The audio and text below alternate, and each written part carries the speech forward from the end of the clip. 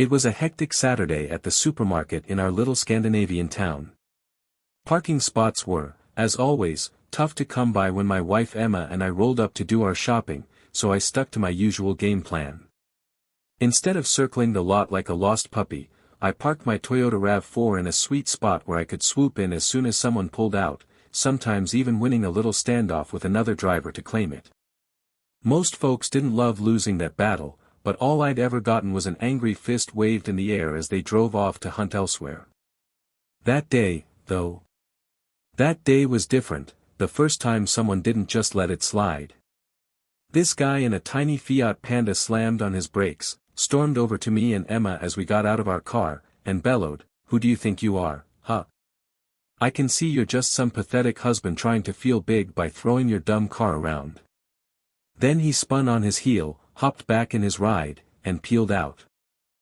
I didn't know the guy from Adam, but it sure seemed like he knew me, or maybe Emma, my gorgeous wife. What was that about? I asked her, squinting. "Who's that clown?" Her face had gone all tight and uneasy while he was yelling, but she just shrugged and said, "Beats me." "Come on," I pushed back, "he clearly knew one of us." She brushed it off with, "I wouldn't bet on it, people sling insults like that all the time these days. Probably something the kids at school say." She's a teacher, so maybe, but I wasn't buying it. No one's ever called me a humiliated husband before. The way that guy barked it out, though, and the flicker of panic in Emma's eyes. It got me thinking about that old saying, where there's smoke, there's fire. I knew I had a mess on my hands, but right then, in the parking lot. Nothing I could do about it. So, we brushed it aside and headed into the store to grab our groceries. Emma's 43, a schoolteacher, and I'm Mark Jensen, 46, running a small construction outfit. We've got 2 kids, Daniel, our 20-year-old boy, studying at the university in the county capital, and Sophia, 18, who's off in Minnesota right now as an exchange student. Me and Emma. We hit it off at a party years back, fell hard for each other, and since she wanted a ring before kids came along, we tied the knot a year after we met. Our marriage has had its bumps, like anybody's, I reckon, but nothing big enough to shake us. My company's small but solid, 3 guys on the crew, plus a part-time accountant lady who handles some paperwork from her place a few hours a week. We've got a deal with a factory pumping out prefab wooden houses, and the work keeps us busy, booked up months ahead and pulling in decent cash. That night, we were headed to Emma's mom's birthday dinner, and neither of us felt like digging back into that weird supermarket blow-up. I figured Emma knew I'd be sniffing around about that humiliated husband jab eventually, she's sharp like that. If she'd done something and wanted to keep our marriage intact, she'd be scrambling to cover her tracks, erasing any little hint she might have overlooked. If it was some old fling, long dead, or she decided to cut it off right then and there, finding proof would be like chasing a ghost. But if she was still stepping out and planning to keep it up, I'd catch her sooner or later, I was dead sure of that. Come Sunday, Emma must have been stewing over that parking lot nutcase, because she came at me with, "Did you buy what that guy was yelling about at the store? You really think I'd cheat on you?" "Nah," I said, "I'm not jumping to anything, but I just want to know we're on the level." Her eyes narrowed. "So you don't trust me, huh?" "Look," I told her straight, "I don't see why you'd sneak around. If you're done with me and want to trade up, just say, 'Mark, I want out,' and you're free as a bird, no hard feelings. If you're straight with me, Emma, I'd have no issue letting you go, no fuss, no fight," I told her. "But if I ever catch you sneaking around behind my back while we're still hitched, I'll be pissed as all get out. I love you, nobody else, and I ain't even thinking about divorce. Don't you think you're blowing this way out of proportion just 'cause some nutjob hollered at me?" She didn't say much, so I added, "I'm really hoping that guy was full of it, 'cause I ain't the type to let a cheating wife off the hook easy." Later that Sunday, I headed out to catch a soccer game with 3 buddies. After, we hit a pub for a cold one, and I spilled the beans about what that angry dude had yelled in the parking lot. I leveled with them, "Look, if it's true what they say, that the husband's always the last to know, don't hold back. If you've heard anything about Emma, just tell me. None of them had a word to say about it, and we all got a good laugh when one guy said he'd check with his wife. The other two chimed in, promising to do the same, like it was some big gag. Monday rolled around, and I picked up 3 tiny voice-activated recorders. I stashed one in Emma's car, another in the kitchen, and the last one in the living room. If she was tangled up with some guy outside her school gig, maybe she'd call him from the driver's seat. Plus, the neighbor's wife popped by sometimes to chew the fat with Emma, so the house mics might catch something juicy. Humiliated or not, I was done sitting still, now I was a husband on the hunt. Me and Emma pool our money for the house stuff. Her teaching job gives her shorter days than my construction grind, so she handles all the bill paying and keeps things ticking. I don't usually poke around in her receipt binders, but that night, while she was off at bowling, I started digging. I'd already checked the landline, registered in my name, on the telecom site, but the outgoing calls didn't raise any red flags. Then I hit the credit card bills, and something felt off. The gas company statements and the kids' card bills were all neat and tidy, but the last 2 months of our joint bank card bills? Gone. She always printed a copy of the payment order when she settled up online, and those showed everything paid on time, no question there. But missing bills? That's a breadcrumb, something's funky. I didn't want to tip Emma off by asking her straight, so I shot an email to the card company, asking for duplicates of those missing months. I crossed my fingers there'd be some innocent reason, like she just forgot to file M. Lucky for me, my current job's only 7 kilometers from home, so I could swing by during lunch to snag the mail before Emma got back from school. If she was hiding something and spotted those copies first, who knows what she'd do to cover her tracks. A guilty wife would fight tooth and nail to save her marriage, right? The next hint dropped from the recorder in Emma's car. She carpooled to bowling with a friend who lives nearby, and on the ride back, I caught their chat. The friend asked, "So, what's up with Robin? He's still giving you grief?" Emma sighed, "Not exactly, but I can tell he's got doubts. He even tossed out a fair divorce offer instead of me cheating." "You thinking about it?" the friend pressed. "No way," Emma shot back. "It ain't like that. I love my Robin, dumping him's not even on the table. What would Daniel and Sophia think of me if I ditched their dad? Don't be dumb. Oh, speaking of, did you catch that shiny gold chain and sporting from her new boyfriend?" From there, they veered off into gossip about boring stuff I didn't care about. I replayed that convo a few times, and sure, there was no smoking gun about cheating, but something in Emma's tone bugged me. If she was clean, I reckon she'd have sounded different, more open, less cagey. It hit me, she knew her friend had some dirt on her, so she clammed up to keep the rumor mill from spinning. It wasn't a big lead, but little clues add up, don't they? The following Saturday afternoon, me and my buddies piled into the pub to catch a big matchup between 2 of the country's top soccer teams on their giant TV. We'd thrown some cash into the football pool, so it wasn't just about the game, we had skin in it too. 2 of my pals didn't have anything to report about Emma, but one guy piped up. He said his wife had checked with a friend who's plugged into all the town gossip, and she'd heard some hazy whispers about Emma Norman floating around the school. Nobody knew who the guy might be, though. It wasn't hard proof, but with all these little signs pointing the same way, I was starting to think that loudmouth in the parking lot might have been onto something. Things between me and Emma stayed civil, but there was a chill in the air. Neither of us wanted to stir the pot right then, so we put the usual hugs, kisses, and bedroom time on ice. It was like bracing for a tornado after the sirens start blaring. The recorders in the house didn't pick up squat, just the neighbor's wife and one of Emma's close friends dropping by for some chit-chat, all standard lady talk with zero hints about any affair. Then the copies of those missing credit card bills landed in my hands, and bam, my hunt jumped to a whole new level. On the older bill, I spotted a charge from a liquor store in the next town over. Here's the thing, I'd never heard a peep about that purchase, and I sure as hell wasn't part of it. I've got buddies who hook me up with booze from overseas for way cheaper than the overpriced, tax-heavy stuff at the state-run shops. The amount caught my eye too. It wasn't just a single bottle. If she'd grabbed that for her side guy, he'd be sipping some top-shelf stuff. Then, on the next month's bill, there was a gas station charge and a hotel tab from a town about 40 clicks away. I knew damn well, beyond a shadow of a doubt, that Emma hadn't been gone overnight that month.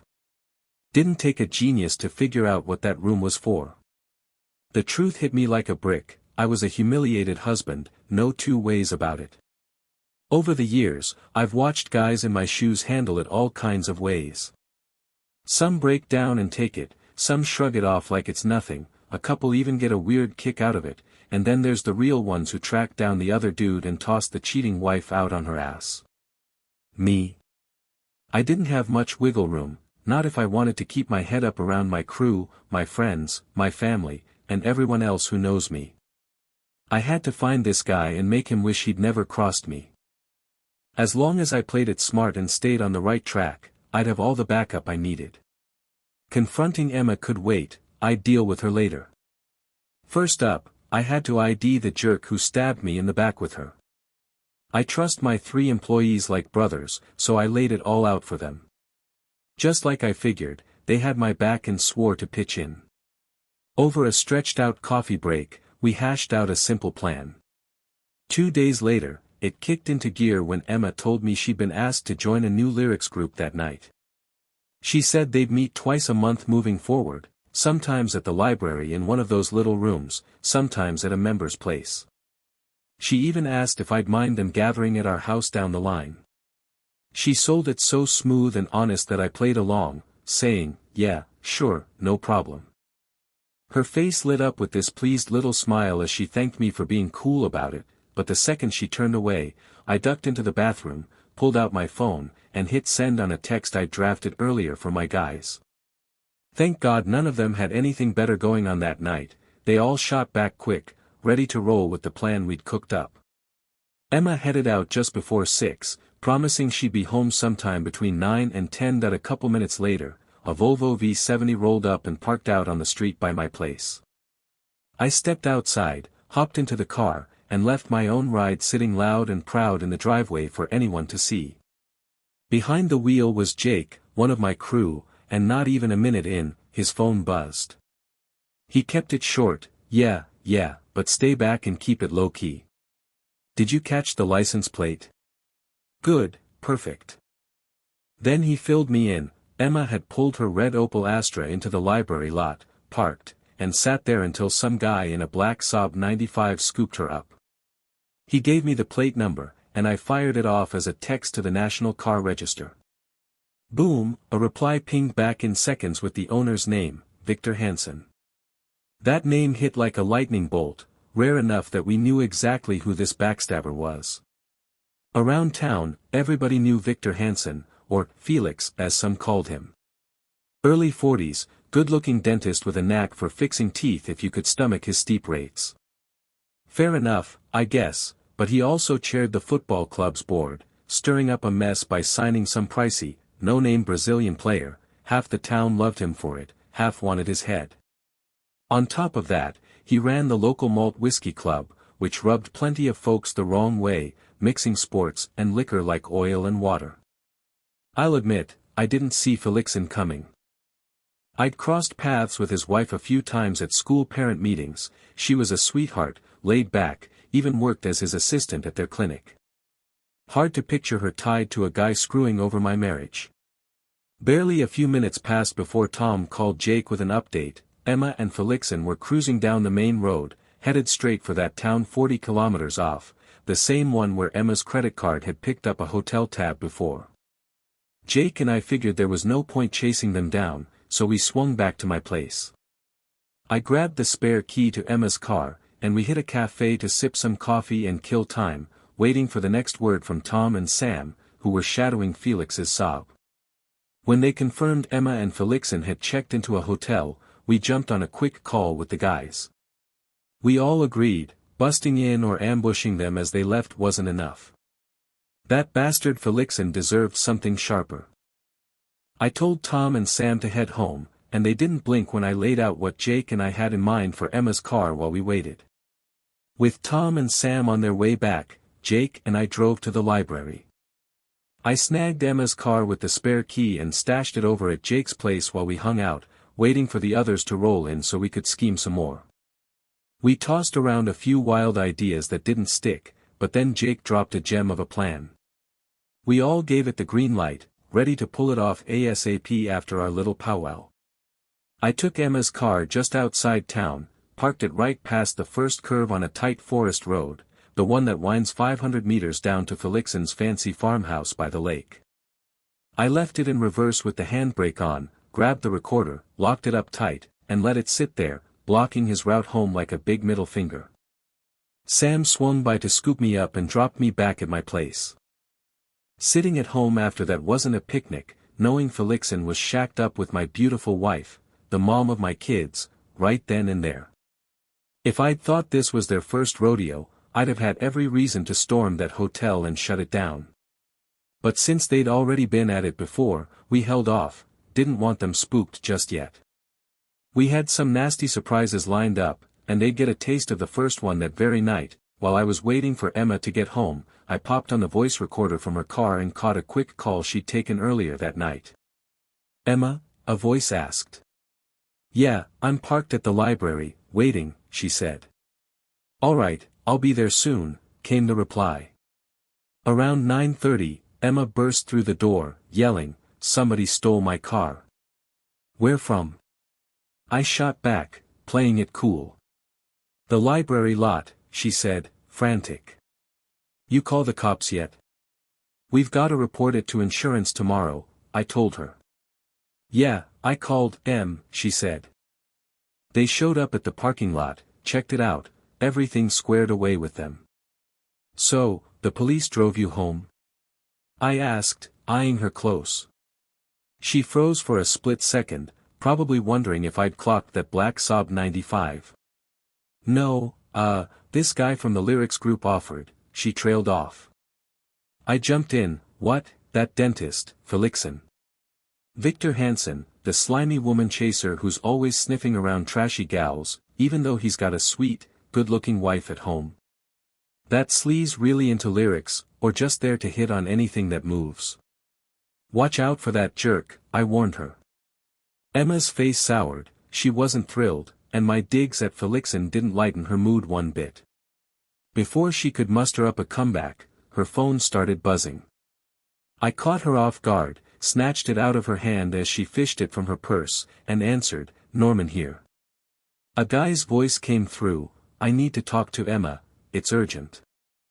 "Well, I'd love to know who you are and what's so damn pressing," I fired back.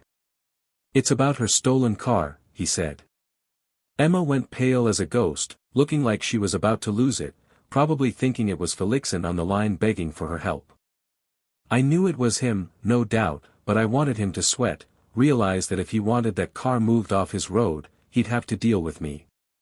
"All right, Charlie, sounds intriguing," I said, "but you forgot to tell me who the hell you are. Once you do, we can chat about the car." "You the thief or what?" "I'm Victor Hansen," he snapped, "and I've never stolen a damn thing in my life."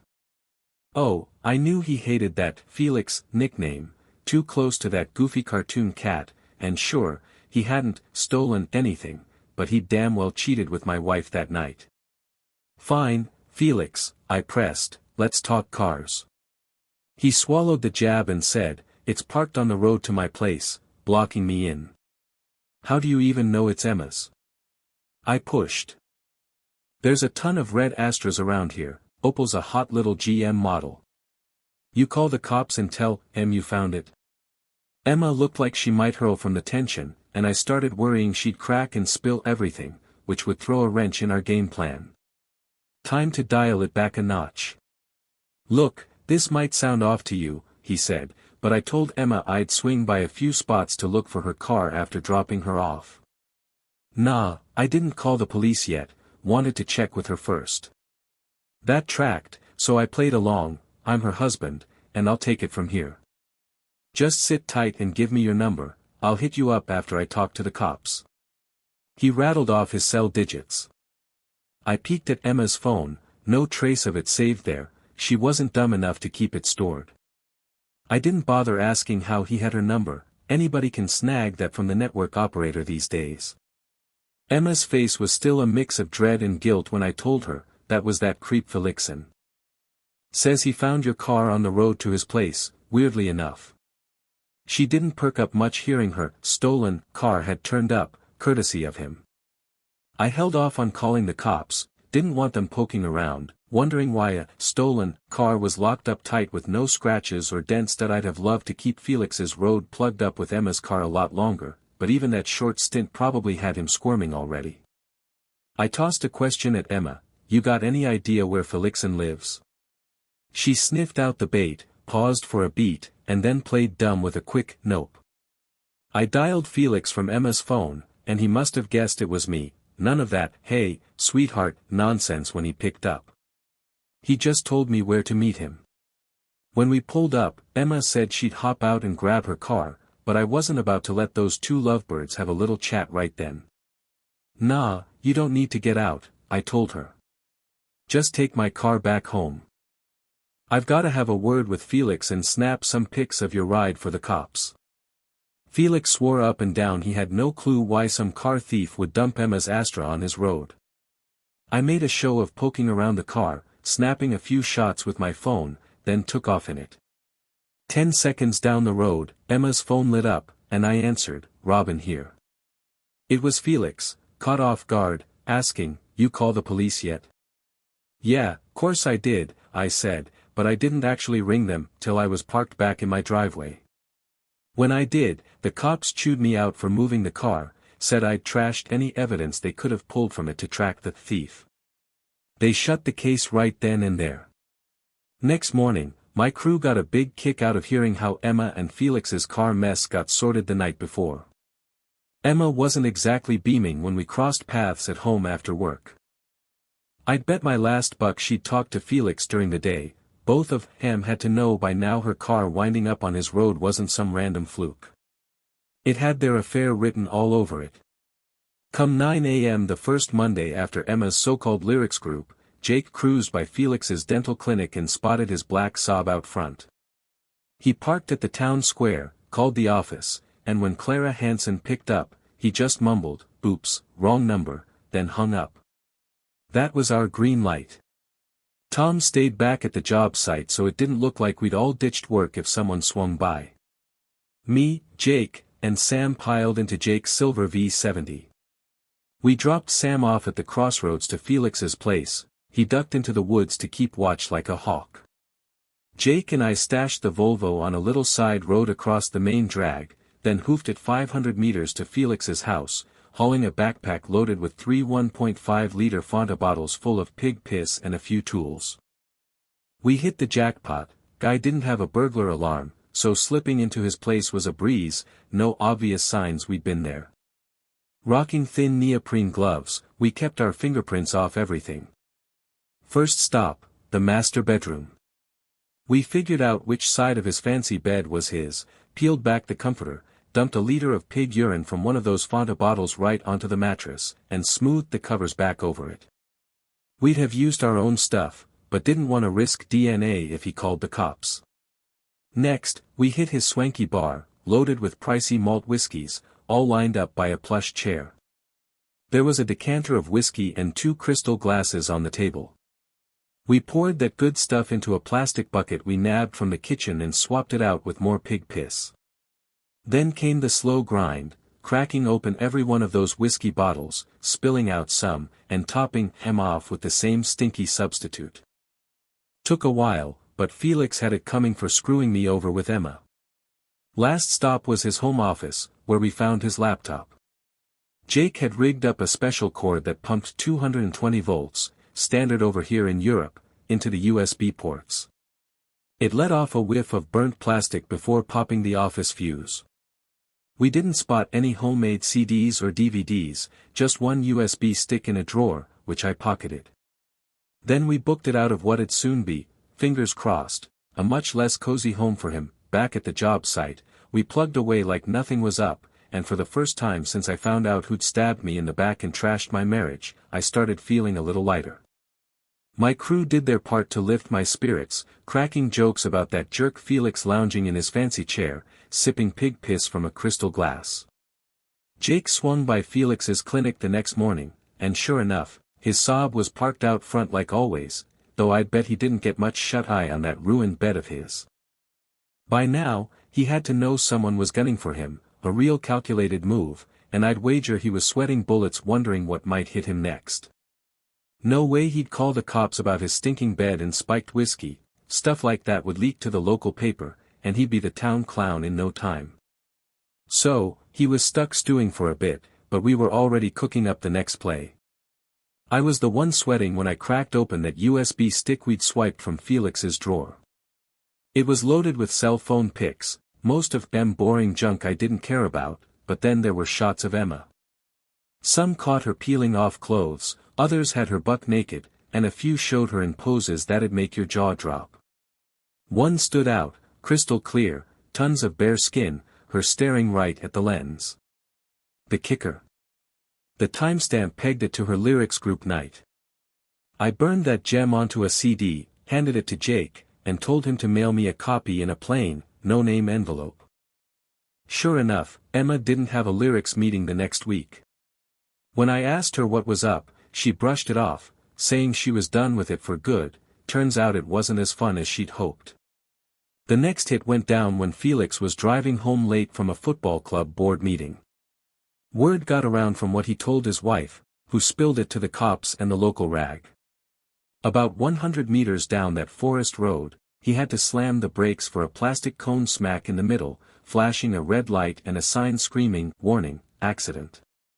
Barely a heartbeat after he stopped, two guys in black coveralls and ski masks ripped his car door open, yanked him out, and laid into him right there on the pavement. They beat him good, broke his right arm, too. This time, Clara called the cops and an ambulance, but when a couple officers swung by the hospital the next morning, a rattled Felix didn't give him squat to work with. The paper chalked it up to some sports rivalry that got out of hand. I was half shocked the police didn't come knocking with questions about Felix. Not that it'd matter, I'd been home that night with Emma and her sister, who'd popped over to hash out plans for their mom's birthday. Still, a roadside beating's no small deal. If I tipped Clara off about her husband's fling and she passed that to the cops, I'd be on their radar for sure. But if she figured he had it coming, she might just clam up and let the case gather dust in the unsolved pile. No leads, no problem. Emma was a wreck for days after Felix's thrashing hit the morning paper. Her mood was impossible to miss. I didn't poke at our marriage during that stretch, just let it ride. Then I took a day off work to handle some errands around town. Emma wasn't expecting me home when she rolled in from school a little past 3 p.m., finding me kicked back in casual gear. I'd already brewed some coffee and waved her over to the living room. "Hey, sit down," I said. "We've got some stuff to talk about." The second Emma plopped down on the couch, I hit her with it. "I noticed 2 credit card bills missing from the binder. What's up with that?" "They're screwed up," she said, "so I filed a complaint." "How come you didn't clue me in on something that big?" I pressed. "Figured I'd sort it out without any hassle," she shrugged. I pulled the copies of those bills from my briefcase, slid them over, and said, "Mind telling me what's off about these?" Her cheeks went red as she skimmed them for a bit before muttering, "There's stuff from a liquor store, a gas station, and some hotel." "Funny thing," I shot back, "you never asked if I'd bought any of that before you called the bank. You know pretty much everyone there, can you even remember who you griped to?" "No," she snapped, "and why the hell are you grilling me over these stupid bills?" "Because I'm after the truth," I said. "You do realize gas stations have cameras, right? And the hotel clerk might just ID you." "That's nuts, I've never even been there," she fired back. "You'd know that." "Look, Emma, I hate to say it," I started, "but I've got rock-solid proof you and Victor Hansen were holed up in that hotel the night I moved your car from the library lot to block his road. Not a lot of lyrics getting read there, huh, unless that's what you call it." I handed her one of Felix's pics, her in a real compromising spot, and added, "This came in a no-name letter yesterday. Check the date and time." Her face turned gray as ash, and all she could choke out was, "Oh my God, oh no." I kept going. "So, it's not hard to figure you snagged some pricey malt whiskey as a little gift for his stash. Did you sweeten the deal by telling him I'd chipped in half for his fancy bottle?" She started bawling, stammering, "No, no, it's not like that, it's worse, way worse." "Guess that loudmouth who lost the parking lot standoff was dead on," I said. "Now I'm damn sure I'm a humiliated husband." Then I slid the divorce papers across to her and laid it out, "House is up for sale. From here on, you're crashing in the spare room, till you find a new place." Emma was a sobbing mess when I stepped into the kitchen and dialed Clara Hansen. Turned out she still remembered me from those school committee days, which was a nice surprise, though she wasn't thrilled when I broke the news that Emma had just fessed up to banging Mr. Felixson. "What are you gonna do about it?" she asked. When I told her the divorce was already in motion and our place was on the market, she barked, "Hell, I'm doing the same." Clara didn't stop there, she pulled something wild. Next day, she marched into Emma's school, right when a bunch of teachers were hanging out in the lounge. She zeroed in on Emma, hauled off, and cracked her across the face with an open-handed swing, yelling, "You lowlife, screwing around with my husband." Before anyone could blink, she backhanded Emma's other cheek just as hard. The stunned teachers finally jumped in, pulling Clara off before she could land another blow. Felix never reopened his dental shop in town. Couple weeks after he got out of the hospital, he sold it and split. He and Clara put their house up for grabs too. She stuck around, till the new owners took over. Emma, meanwhile, busted her ass trying to win me back, feeding me all the usual garbage. I was her one true love, the fling with Felix was just a cheap thrill, maybe even a spark for our bedroom. Yeah, right, Emma swore she'd be the dream wife from then on, loyal, loving, never saying no to me. Even our kids jumped in, begging me to give her another shot, but I couldn't even entertain the idea. Her fling with Felix wasn't some quick slip-up, it ran deep, and those pictures of her doing God knows what for him burned into my brain. We unloaded the house, split everything down the middle, and went our separate ways. Both of us grabbed rental apartments to kick off our new chapters. I don't know if it's true, and honestly, I don't give a damn, but word around town was Felix cursed the day he met Emma, loud and proud, and wanted nothing to do with her after the mess their affair dragged him through. Emma's pride took a hit. She tried once to snag a date with him after I filed for divorce, got shut down, and learned what plenty of cheaters figure out too late: the thrill's a rush, but it rarely leaves you with anything worth keeping. The divorce slammed me like a freight train, harder than I'd ever imagined. My buddies could see I was a wreck and sat me down for a long, no BS talk about my headspace. They wrapped it up with some straight advice. Emma might have been a catch, but she wasn't the only one out there. I needed to cast a line and prove it to myself. Jake, our resident tech geek, chimed in, "Times have changed, man. You don't have to troll the local dive bar anymore. The internet's your pond now, covers the whole country, all of Scandinavia, heck, the EU if you're feeling it, and even the world if you push it far enough." It was a tall order even for him, but he stepped up, helped me craft an ad, and fired it off to what he swore was the hottest dating site out there. Guess the ad hit the mark. I got a flood of replies and some solid chuckles after ringing up a few women who'd sent nice pics and their numbers. The first one grilled me about my paycheck but barely asked a thing about me as a person. The second pitched a 2-week safari in South Africa, on my dime, naturally, so she could gawk at lions and zebras. The third admitted her photo was actually her younger sister, but she swore I'd hardly spot the difference. Jake's ad was gold for racking up responses, not so much for finding someone who wanted something real. I was about ready to write off the whole online thing as a bust when I stumbled across Laura's ad on the same site. She'd just split from a cheating husband and was looking for someone who'd been through the same ringer, someone to lean on and help heal the hurt. I shot her a long reply, not expecting much, but one night she called me up. She was chill, easy to talk to, and, bonus, lived just 40 kilometers away, right in the same town where Emma and Felix had their hotel hookups. We hit it off over a few phone chats and set up a lunch date in her town. It went smooth as butter, so the next time, we met at a cafe in the county capital's mall. Laura brought her 17-year-old daughter, Chloe, and I dragged along my son Daniel, who's studying there. Kids these days are all over online dating, no big deal to them, but they got a kick out of their freshly divorced folks doing it and then meeting up IRL. They hit it off right away, tossing out, "Hey, sis," and, "What's up, big bro?" The vibe was good from the jump, and after a little chatter, Daniel offered to grab his girlfriend, who knows all the best spots, and take Chloe shopping for some new threads. Off they went, leaving me and Laura to ourselves. We ended up wandering the stores too, and even though shopping usually makes me want to claw my eyes out, we had a blast, laughing, goofing off, until we both scored what we were after. When the kids rolled back in, Chloe was all smiles. Daniel's girlfriend, Olivia, had nailed it, helping her snag exactly what she'd been after. She pulled me aside and said, "Mom's into you, so I'm cool if you end up her boyfriend." Daniel gave Laura the same green light about me. That next weekend, Chloe was off with her dad, so Laura asked me over to her place. I showed up Friday night with a bottle of wine and some flowers, and she whipped up a killer dinner for the two of us. After that candlelit meal, we got cozy on her living room couch, making out a bit before heading to bed. I knew this was a big moment, a real test. If I couldn't deliver what she needed under the sheets, winning her heart for keeps would be a steep climb.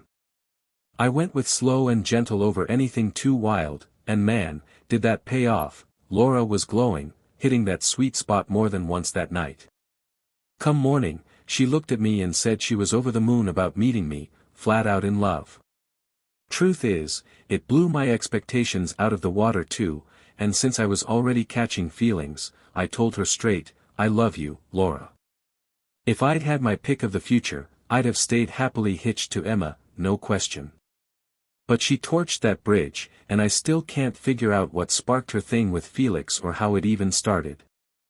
All I've got is how it crashed and burned. And that guy who yelled, "Humiliated husband," at me in the parking lot. Don't ask me who he was, I never saw him again. Best I can guess, he knew Emma somehow, but that's where the trail ends. These days, Emma's ditched our town for a teaching gig in the county capital, shacked up with some accountant. I've never met the guy, but Daniel says he seems decent enough. Olivia backs him up too. Laura and I are head over heels, but we both get it, blending two middle-aged divorcees into a solid, lasting marriage takes a ton of give and take. Thing is, we're dead set on making it work, and we know we can. That's a lock. So, that's my story for now. If you liked hearing it, give it a thumbs up, maybe toss a comment down below too. It helps spread the word, gets more folks listening. If you're new around here, hit that subscribe button, it keeps me rolling out more tales like this. Appreciate you sticking around, and I'll catch you in the next one.